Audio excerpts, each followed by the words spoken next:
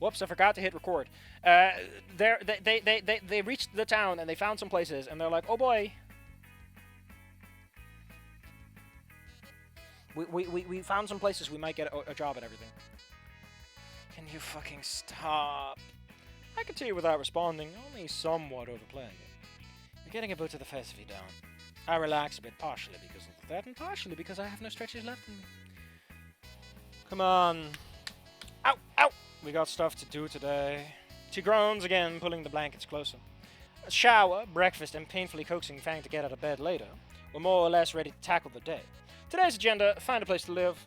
We'll be dedicating pretty much the entire day to hunting down listings and making calls. The sooner we have something lined up, the better. With that in mind, we head to the local library, hop onto a computer, and start pouring through rental listings from all over the area. There's plenty of houses we have no hope of affording, a bunch of places in neighboring cities that somehow didn't get filtered out, and heaps of obvious scams that sound far too good to be true. It's just Haunted Anon. The ghost gets you a discount. A few pages in, we start finding more suitable entries, although most are still outside of what we would consider tenable. Where did you get this money anyway? Jesus. One in particular catches our eyes. 1 bedroom, 1 bathroom, fully furnished, 1,000 a month in a condominium not too far from the main road.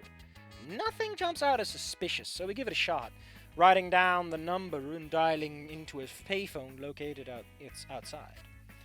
The line rings and rings. Just as it feels it's about to time out, another person on the other side picks up. Hello? Hi! I saw your listing for a condo on 6th Street. I was hoping it's still open. 6th Street. Saturday? Yeah.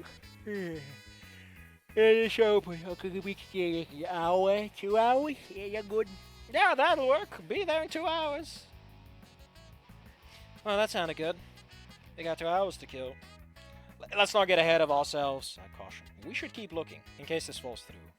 I go back inside and continue working, noting down a couple more entries for future reference. An hour and a half later, we decide we'd had enough and make our way to our prospective new home. We post up on the wall outside, awaiting the owner's arrival. Hope this goes well. Wouldn't like to be jerked around for a week by a bunch of stingy landlords. Doesn't look like this one, like he has any other takers. I'm sure it'll be fine. As long as it's not a bigot anyway. Yeah, she smirks and I look at the floor, feeling a lot less reassured. What?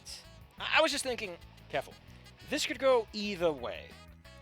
Maybe, like, cool it with the social justice stuff, just for this. She gives me a look that can be difficult to read.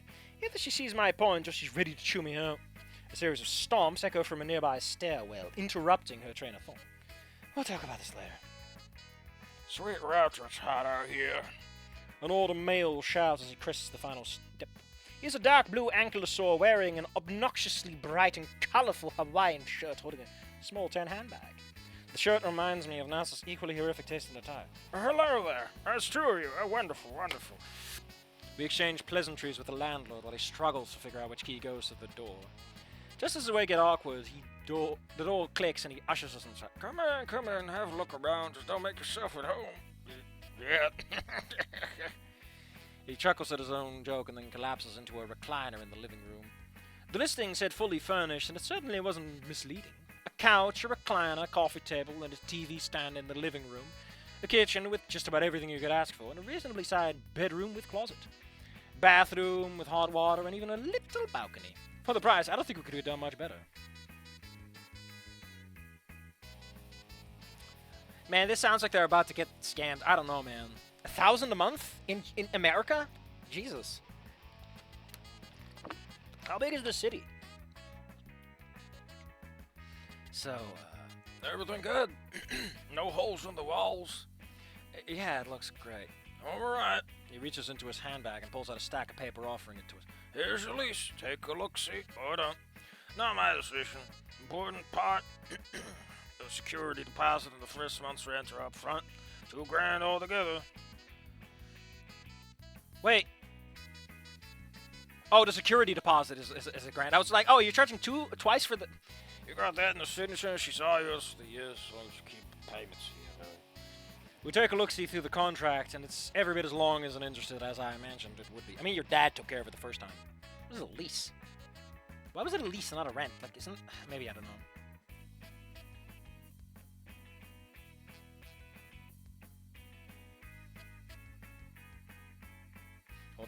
was looking at, and I'm not supposed to. We take a look-see through the okay. The main takeaway I get is that as long as we don't knock down any walls or hide any bodies, we'll probably be fine. You sign our name and initials and hand it back to him. Alright, so how do you want payments? You got a preferred app or something? You take cash? Oh no, that's him.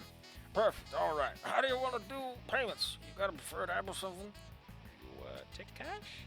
He raises an eyebrow, then snorts. Of course I do. Makes it easy for me and doesn't mean I have to hear all those excuses. Oh, you didn't set it up right. Oh, there was a glitch. Bah! Anyways, when can you get that done? Today, like an hour tops. Ha! He claps his hands together. That's what I like to hear. Go ahead, I'll wait here. Nothing better to do today. We exit the room and Fan grabs my arm. Do we have that much? Yeah. Barely. We head back to a hotel room, collect and repack our belongings, and check out with the receptionist and head to the condo room. $2,000, most of our reserves, changes hands to the landlord. Well, Mr. Aaron and our Mrs. Fang, it's all yours. We shake hands with him and he gives a quick wave as he closes the door behind him, leaving us with our new home. I sigh in relief. Everything went off without a hitch. Not that there was ever any doubt, of course. Fang heads straight to the balcony, pulling the sliding door and leaning against the banister. I follow her, knowing full well what I was getting myself into. Social justice stuff, huh? Sorry, I didn't mean it like that. Just, I trail off. I'm unwilling to finish that sentence. I know. She stares out into the city, letting the silence settle in for a moment. Even though we're only a few floors up, we dwarfed a significant portion of the vista. When he called me Miss, I expected to be angry or upset or something, but nothing. Just like that was a normal conversation. I feel like that should bother me, but it doesn't. There's a point I can make here, but I fight the urge down. Doesn't feel right. Not now, at least. Can't be because he was important. Can't be because he was important. Can't be because he was a stranger either.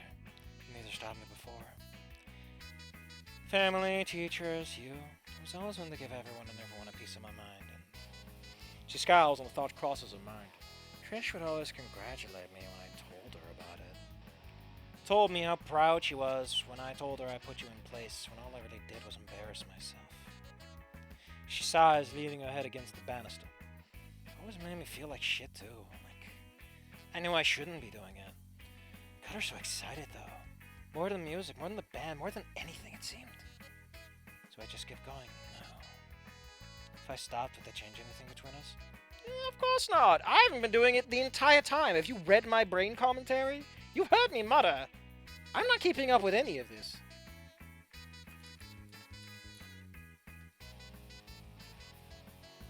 Ba ba ba ba. Let's put on something a bit more mellow. How about West Coast Kickin'? There you go. That'll work.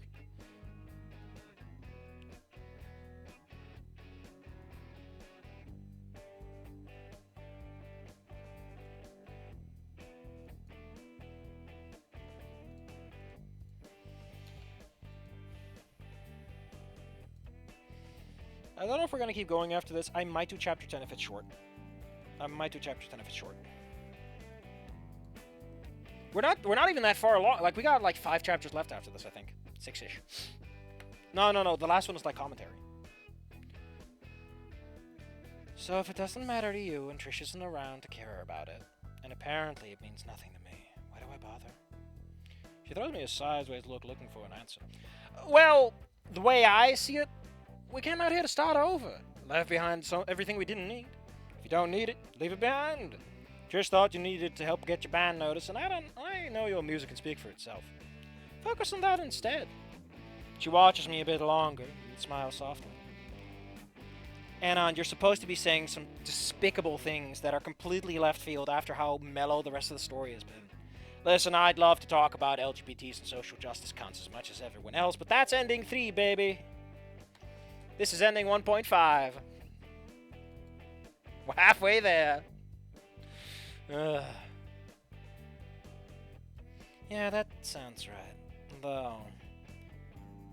She smirks, but the tone makes it feel forced. I mean, Dad was right. That's not important. I don't care about what he thinks about anymore. We'll need to work on us, alright? That certainly seemed to have perked her up. She pushed herself off the bat, still standing straight. You're right. I shouldn't give a shit or fuck about anything or anyone still in Vol Caldera.